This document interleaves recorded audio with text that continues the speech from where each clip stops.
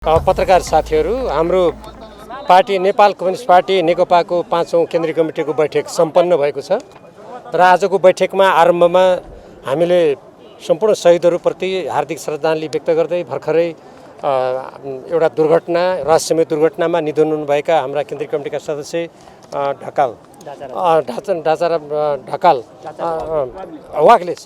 माफ गर्नु होला, डाचराज वाग्लेजी प्रति हामीले हार्दिक श्रद्धाञ्जली व्यक्त गरेका छौँ। त्यस्तै हाम्रा विभिन्न केन्द्रीय कमिटीका सदस्यहरू, उहाँका भर्खरै निधन हुनुभएका पिता माता आफन्तहरूप्रति पनि हामीले श्रद्धाञ्जली अर्पण गरेका छौँ। त्यसका लागि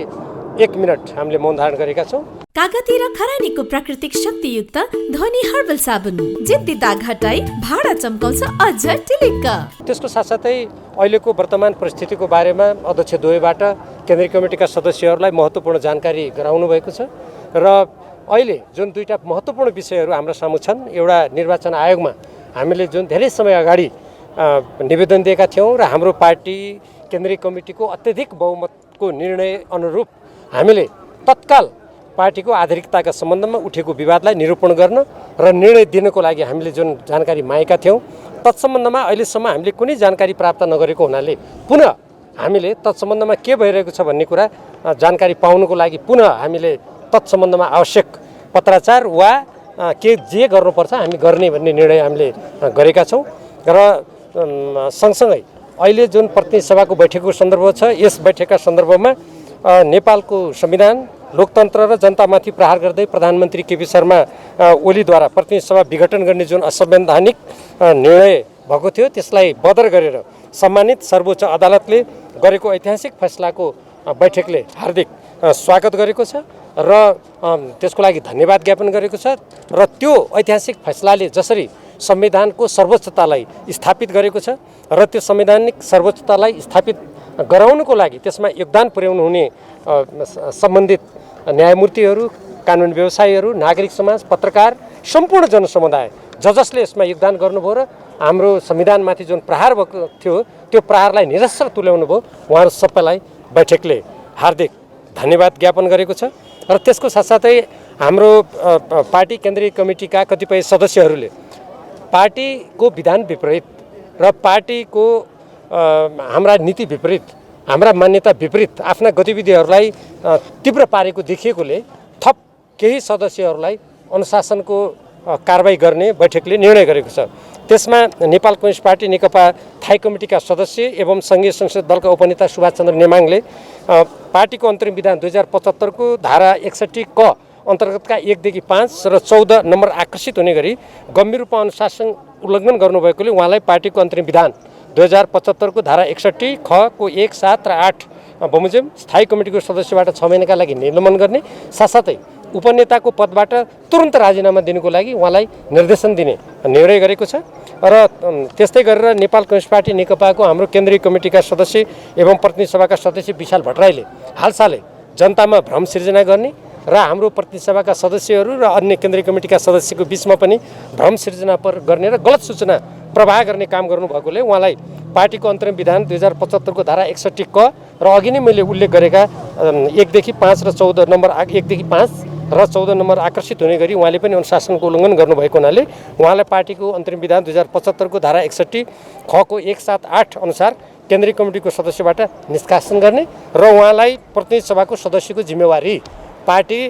विधान अनुरूप निर्वाह गर्न र यस्तो पार्टी विरोधी गतिविधिमा नलाग्न उहाँलाई निर्देशित गर्ने निर्णय गरेको छ। साथै हाम्रो पार्टी नेपाल कम्युनिस्ट पार्टी नेकपाको अन्तरिम विधानको व्यवस्था अनुसार सङ्घीय संसदका सदस्यहरूलाई सदस्यबाट निष्कासित गर्नको लागि हाम्रो संसद दलले बोर्ड गठन गर्नुपर्छ र त्यो बोर्डले सिफारिस गरेपछि केन्द्रीय कमिटीले निर्णय गरेपछि मात्रै त्यो सदस्यता समाप्त हुन्छ। तर उहाँले यसबारेमा पनि कुप्रचार गर्नुभएको छ र यदि केन्द्रीय कमिटीले निर्णय गर्नु पर्यो भने यहाँहरूलाई थाहा छँदैछ हाम्रो पार्टी केन्द्रीय कमिटीमा हामी अत्यधिक बहुमतमा छौँ। त्यस्तो निर्णय गर्नुपर्ने अवस्थामा हामी नै निर्णय गर्छौँ र त्यसकारण यस्तो खालको गलत जुन प्रचार गरिएको छ त्यसलाई पनि केन्द्रीय कमिटीको बैठकले स्पष्ट गरेको छ। र नेपाल कम्युनिस्ट पार्टी हाम्रो नेकपा केन्द्रीय कमिटीका अन्य केही सदस्यहरू जो हामीले केही समय अगाडि पार्टीबाट कारबाही गरेका तत्कालीन अध्यक्ष केपी शर्मा ओलीको निर्देशनमा अनेक प्रकारका गलत कुराहरू गर्ने, मर्यादालाई पनि नागेर जाने यस्तो काम गरिरहनु भएको छ। त्यसमा अहिले प्रभु शाह, महेश बस्नेत, कर्णबहादुर थापा र शान्ता चौधरी, सूर्य थापालाई पार्टीको अन्तरिम विधान 2075 अघि नै मैले उल्लेख गरेको धारा 61 को अन्तर्गतका 1 देखि 5 र 14 नम्बर आकर्षित हुने गरेर उहाँहरूले पनि अनुशासन उल्लङ्घन गर्नुभएकोले उहाँहरूलाई पनि केन्द्रीय कमिटीको सदस्यबाट 6 महिनाको लागि निलम्बन गर्ने निर्णय गरेको छ। र सम्मानित सर्वोच्च अदालतले नेपालको संविधान र लोकतान्त्रिक प्रणालीको पक्षमा स्वागतयोग्य फैसला गर्दै प्रधानमन्त्री केपी शर्मा ओलीले गत पुस 5 गते गर्नुभएको प्रतिनिधि सभा विघटनको निर्णयलाई असंवैधानिक ठहर गर्नुको साथसाथै उहाँले संवैधानिक नैतिकता समेत कायम नराखेको स्पष्ट गरिसकेका छ। आफूले स्वेच्छाचारी किसिमले गरेको प्रतिनिधि सभाको विघटन तथा आगामी वैशाख महिनामा आम निर्वाचन गर्ने निर्णय उचित भएको भन्दै आउनुभएका प्रधानमन्त्री केपी शर्मा ओलीको यस सम्बन्धी निर्णय र भनाइ गलत साबित भइसकेपछि तत्काल प्रधानमन्त्रीको पदबाट राजीनामा दिनुपर्ने उहाँको कर्तव्य हुन्थ्यो। त्यो सामान्य नैतिकताभित्र पर्थ्यो। तर त्यो नैतिकता र मर्यादाको कुनै ख्याल नगरी पदमा टाँसिरहने उहाँको कार्यको बैठकले निन्दा गरेको छ र साथै उहाँका गुटका मानिसहरूले सर्वोच्च अदालतको फैसलाले प्रधानमन्त्रीलाई पदबाट उल्टै राजीनामा नगर्न निर्देशन दिएको छ भन्ने जस्तो गलत र गैरजिम्मेवार अभिव्यक्ति दिएकोमा त्यसको बैठकले भत्सना गरेको छ। साथै प्रधानमन्त्रीबाट आफूलाई सुरक्षा खतरा भएको भनेर भनिदिएको अभिव्यक्ति षड्यन्त्रपूर्ण र गैरजिम्मेवार रहेको ठहर गर्दै यस्तो अभिव्यक्ति दिई अयोग्यता र अनुत्तरदायी चरित्र थप प्रदर्शन गरे बापत समेत प्रधानमन्त्री केपी शर्मा ओलीलाई प्रधानमन्त्री जस्तो गरिमामय पदमा एक क्षण पनि रहन नमिल्ने कुरामा यो बैठकले जोड दिएको छ। नेपाल कम्युनिस्ट पार्टी नेकपा केन्द्रीय कमिटीको अत्यधिक बहुमत सदस्यहरूको सहभागितामा बसेको विधिवत बैठकबाट निर्णय गरी पार्टीको आधिकारिकताको सम्बन्धमा अविलम्ब निर्णय गरिदिन हुन पटक पटक हामीले निर्वाचन आयोगमा निवेदन दिएको, त्यहाँ हामीले प्रतिनिधि मण्डल गएर कुराकानी गरेको यहाँहरूलाई विदितै छ। तर अहिलेसम्म पनि हाम्रो पक्षमा केन्द्रीय कमिटीको अत्यधिक बहुमत हुँदाहुँदै हामीले नेपालको कानुन बमोजिम, लोकतान्त्रिक मर्यादा र मान्यता बमोजिम हामीले त्यस्तो माग गर्दा गर्दै पनि अहिलेसम्म त्यसमा कुनै स्पष्ट निर्णय जानकारी नआएकोमा हाम्रो केन्द्रीय कमिटीको बैठकले त्यसमा खेद प्रकट गरेको छ र तत्काल राज्यको कानुन, नेपाल कम्युनिस्ट पार्टी नेकपाको अन्तरिम विधान 2075 र लोकतान्त्रिक प्रणाली र मान्यता अनुरूप निष्पक्ष एवं न्यायसङ्गत निर्णय गर्न निर्वाचन आयोग समक्ष हाम्रो बैठकले पुनः जोरदार माग गरेको छ। लोकतन्त्रको स्वच्छ विकास र सुदृढीकरणको लागि निर्वाचन आयोगको निष्पक्ष तथा कानुन सम्मत भूमिका महत्त्वपूर्ण रहेको कुरा हामीले मानेका छौँ र त्यो तथ्यलाई मनन गर्नुको साथसाथै अब यो ढिला न्याय दिनु भनेको अन्ततः यो न्याय नदिनु सरह हो भन्ने कुरालाई समेत सम्बन्धित निकायले ध्यान दिनुपर्छ भन्ने कुराको पनि बैठकले स्मरण गराएको छ।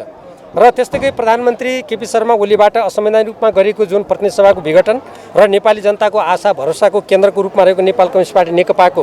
विभाजनका विरुद्ध सशक्त आवाज उठाउने र आन्दोलित हुने एवं विभिन्न किसिमले सहयोग पुर्याउने सम्पूर्ण जनसमुदाय तथा नेपाल कम्युनिस्ट पार्टी नेकपाको पङ्क्तिमा आबद्ध सबैलाई यो पाँचौँ बैठकले हार्दिक धन्यवाद ज्ञापन गरेको छ र वर्तमान समयमा लोकतन्त्र राष्ट्रिय हितका सामु रहेका चुनौतीहरूको सामना गर्न तथा भविष्यमा कसैले पनि नेपालको संविधान मिच्ने, देशलाई सङ्कटतर्फ धकेल्ने तथा श्रमजीवी जनता र राष्ट्रिय हितमा कटिबद्ध नेपाल कम्युनिस्ट पार्टी नेकपालाई फुटाउने र कमजोर तुल्याउने अपराधपूर्ण काम गर्न नसकोस् भन्ने र सजग भएर एकताबद्ध र सक्रिय हुने यो बैठकले नेपाल कम्युनिस्ट पार्टी नेकपाको सम्पूर्ण पङ्क्ति र यो पङ्क्ति सँगसँगै अगाडि बढ्ने सम्पूर्ण देशभक्त जनसमुदाय र सचेत नागरिक समाजलाई पनि हार्दिक आह्वान गरेको छ र प्रधानमन्त्री केपी शर्मा ओलीको असंवैधानिक कार्य र त्यस्तो कार्यलाई तत्काल स्वीकृति गरी संविधानको संरक्षणतर्फ गम्भीर नहुनुहुने राष्ट्रपतिको आलोचना गरे बापत नेपाल कम्युनिस्ट पार्टी नेकपा केन्द्रीय कमिटी तथा प्रतिनिधि सभाका सदस्य कमरेड रामकुमारी झाँक्रीलाई गिरफ्तार गरिएकोमा त्यो गिरफ्तारीको निन्दा गरेको छ बैठकले र नेपाल कम्युनिस्ट पार्टी नेकपाले सञ्चालन गरेको प्रधानमन्त्री केपी शर्मा ओलीद्वारा गरिएको प्रतिनिधि सभा विघटन विरोधी आन्दोलन नेपालको संविधान र त्यसमा आधारित लोकतन्त्र, राष्ट्रिय हित, स्वाधीनता, अखण्डता र स्वाभिमानको प्रतिरक्षा लागि गरिएको तथ्यको स्मरण गराउँदै पार्टीका गतिविधिहरू, नेपालको संविधान तथा पार्टी विधानको प्रावधान हुने कुरातर्फ यो बैठकले पुनः सम्बन्धित सबैको ध्यान आकर्षित गराउँछ र यसै सन्दर्भमा अध्यक्ष पुष्पकमल दाहाल प्रचण्ड कामरेडले जुन उहाँले दिएको अभिव्यक्ति हो त्यो हामी यदि देशभित्र एकताबद्ध भयौँ भने, सम्पूर्ण पार्टीहरू मिलेर यो देशको राज्य सञ्चालन गऱ्यौँ भने चीन, भारत लगायत सबै अन्तर्राष्ट्रिय समुदायले हाम्रो त्यो कुराको सम्मान गर्छ, सबैलाई त्यो कुरा अनुकूल लाग्छ भन्ने किसिमले मैले अभिव्यक्ति दिएको हुँ। त्यसलाई अन्यथा गरेर एउटा देशको नाम छुटाएर अरू त्यसको अन्तर्राष्ट्रिय प्रसङ्गलाई छुटाएर जुन कुप्रचार गरेको छ त्यो गलत हो। मैले त्यसरी भनेको होइन भनेर उहाँले त्यसलाई थप बैठकमा स्पष्ट पार्नुभएको छ र यसतर्फ सम्बन्धित सबैको ध्यान जाओस् भनेर पनि उहाँले आग्रह गर्नुभएको छ। नेपाल कम्युनिस्ट पार्टी नेकपाका तत्कालीन अध्यक्ष केपी शर्मा ओली र निजको गुटमा संलग्न केही व्यक्तिहरू जुन कुप्रचार गुटबन्दीपूर्ण क्रियाकलापको भ्रममा परेर जो यसबाट अलग हुनुभएको छ वा टाढिनु हुनुभएको छ वा निष्क्रिय हुनुभएको छ सबैलाई ती सम्पूर्ण नेता कार्यकर्ता सदस्य र पार्टीको तर्फबाट निर्वाचित जनप्रतिनिधिहरूलाई यो 5औं बैठकले सर्वोच्च अदालतले एउटा निर्णय गरेर केपी शर्मा ओलीजीको निर्णय असंवैधानिक भनेर ठहर गरिसकेको अवस्थामा र देशमा नयाँ राजनीतिक स्थितिको सिर्जना भइसकेको अवस्थामा सबैलाई पुनः पार्टीको काममा सक्रियतापूर्वक फर्किन आग्रह गरेको छ र सबैलाई यथोचित रूपमा जिम्मेवारी दिने र कसैप्रति पनि पूर्वाग्रह पनि नगर्ने अठोटका साथ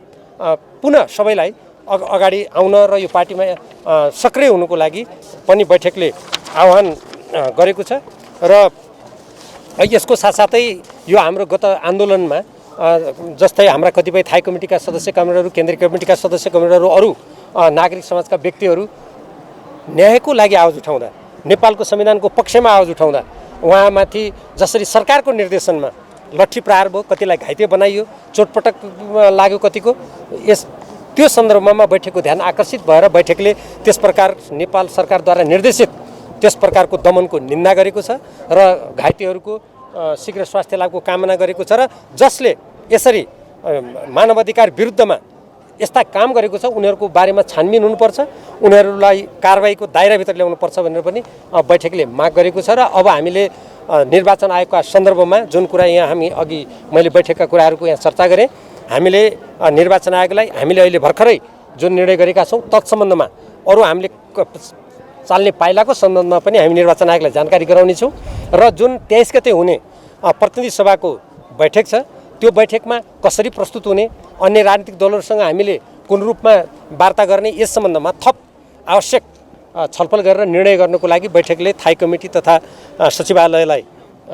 जिम्मेवारी दिएको छ अर्थात् अधिकार दिएको छ। र यस सन्दर्भमा बैठकले नेपालका अरू सबै राजनीतिक दलहरू जो प्रधानमन्त्री केपी शर्मा ओलीको असंवैधानिक प्रतिनिधि सभा विघटन असंवैधानिक रूपमा गर्ने निर्णयको विरुद्धमा उभिनुभयो उहाँहरू सबैलाई धन्यवाद दिएको छ बैठकले। र अब त्यसरी लोकतन्त्रको पक्षमा उभिने, संविधानमाथिको प्रहारको विरुद्धमा उभिने ती सबै राजनीतिक दलहरूसँग बैठकले सहकार्यको लागि पुनः आग्रह गर्दै हाम्रो लोकतन्त्र, हाम्रो संविधानको रक्षा र प्रतिनिधि सभाको सुचारू सञ्चालन गरेर हामीले लोकतन्त्रका मर्यादाहरूको पनि संरक्षण गर्नुपर्छ भन्ने कुरामा बैठकले जोड दिएको छ। र यस सन्दर्भमा आवश्यक पाइला चाल्नको लागि मैले अघि भने जस्तै थाई कमिटी र सचिवालयलाई बैठकले अधिकार प्रत्यायोजन गरेको छ। केन्द्रीय कमिटीका पदाधिकारीहरू वा सदस्यहरू र संसदीय दलका पदहरू रिक्त रहेका छन् तत्सम्बन्धमा मैले अघि भने जस्तै ती सबै कुराहरूमा यथा समयमा निर्णय गर्नुको लागि थाई कमिटी र सचिवालयले गृह कार्य गरेर अनि उपयुक्त समयमा त्यतातर्फ पाइला चाल्ने कुरा पनि बैठकमा भएको छ। त्यो बैठक त मैले त्यहाँ हस्ताक्षरको हेर्नुपर्छ तर यसमा अत्यधिक बहुमत सदस्यहरूको उपस्थिति छ र अहिले कतिपय कमिटीहरू हस्ताक्षर गरि नै रहनु भएको हुनाले मैले त्यसलाई अन्तिम त भन्न सकिनँ तर बहुमतभन्दा पनि धेरै अत्यधिक